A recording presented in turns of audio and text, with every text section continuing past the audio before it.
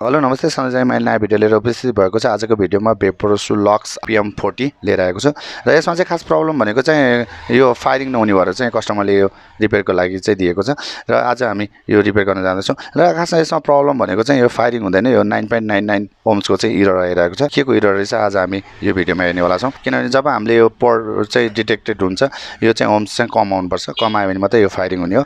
यो चाहिँ यो इररमा आएर बसिरहेको छ र यो आज हामी रिपेयर गर्न जाँदैछौँ, जुन यो भेपोरेसो लक्स PM40। नयाँ भ्युजहरु चाहिँ मेरो च्यानलमा भिजिट गर्दै हुनुहुन्छ भने मेरो च्यानललाई चाहिँ सब्स्क्राइब पनि गरिदिनु होला र कस्तो भिडियो चाहिन्छ प्लिज कमेन्ट पनि गरिदिनु होला र राम्रो लागेमा शेयर पनि गरिदिनु होला। र साथै यो 9.99 ओम्सको जुन इरर छ आज हामी रिपेयर गर्न जाँदैछौँ। र अगाडि चाहिँ मेरो च्यानलको सानो प्रोमोपछि चाहिँ सुरुवात गरौँ है त।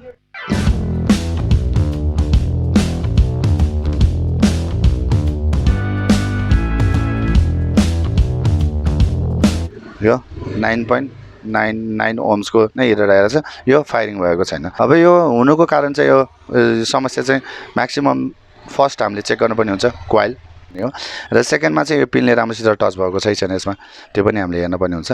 थर्डमा चाहिँ हामीले यसभित्र चाहिँ जुन यो लिक्विडहरू जान्छ, लिक्विडले कारणले बोर्डमा चाहिँ लिक्विडहरू जाम हुँदाखेरि पनि यस्तो समस्याहरू आउने गर्दछ। अनि मोस्फेटहरू ड्यामेजको कारणले पनि त्यो हुनसक्छ। फर्स्ट हामीले यो कोइल चेन्ज गऱ्यौँ, कोइल चेन्ज गर्दा नि सेम छ र अब सेकेन्डमा हामी यो क्लिन गर्नेवाला छौँ। क्लिन गरिसकेपछि यो सक्सेस हुन्छ हुँदैन र यसलाई पहिला सुरु हामी डिसेम्बल गरौँ।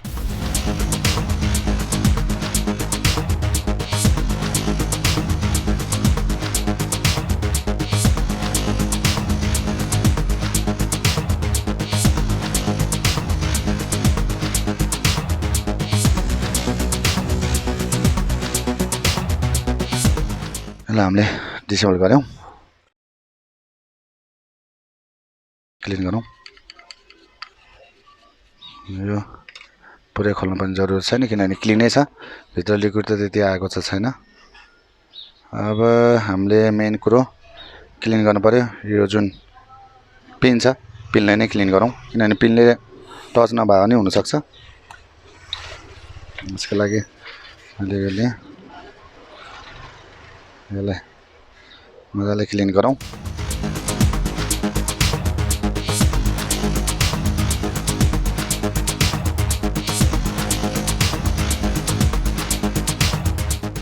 यो बोर्डलाई हामीले सफा पनि गऱ्यौँ।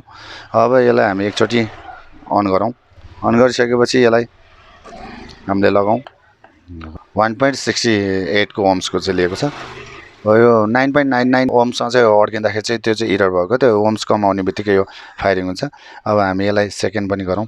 यो भित्र हामीले बोर्ड त क्लिन गऱ्यौँ, बोर्डमा खास लिक्विड त्यति गएको छैन। जति लिक्विड थियो यसमा मात्रै रहेछ, जुन यो साइडमा मात्रै रहेछ र यसमा चाहिँ लिक्विड छैन, किनभने यो यहाँ चाहिँ लिक्विड जस्तो देखिया भएर चाहिँ यहाँ लिक्विडले प्रब्लम हो भनेर कोइलमै चेक गर्नु पर्यो। कोइल पछि चाहिँ हामीले 2 पिनमा टच भएको छ छैन त्यो पनि हेर्नु पर्यो र साथमा त्यसपछि हामीले यो क्लिन पनि गर्नु पर्यो। धेरै लिक्विडहरू जान सक्छ, यो लिस्टमा चाहिँ धेरै लिक्विड चाहिँ गएको छैन, यो भागमा चाहिँ गएको छ। अलिअलि हामीले क्लिन पनि गऱ्यौँ। यसरी चाहिँ यो रिपेयर सक्सेस भएको छ। यो कोइलबाट चाहिँ 2 पिनमा चाहिँ टच नभएर चाहिँ यस्तो प्रब्लम आएको छ। यो हामीले क्लिन पनि गऱ्यौँ। यो कोइलबाट चाहिँ म्याक्सिमम लिक्विड चाहिँ लिक हुने गर्दछ। यो बेला बेलामा यसलाई हामीले क्लिन पनि गर्नुपर्छ। क्लिन गरिसकेपछि यसलाई हामी प्याक गर्छौँ। अब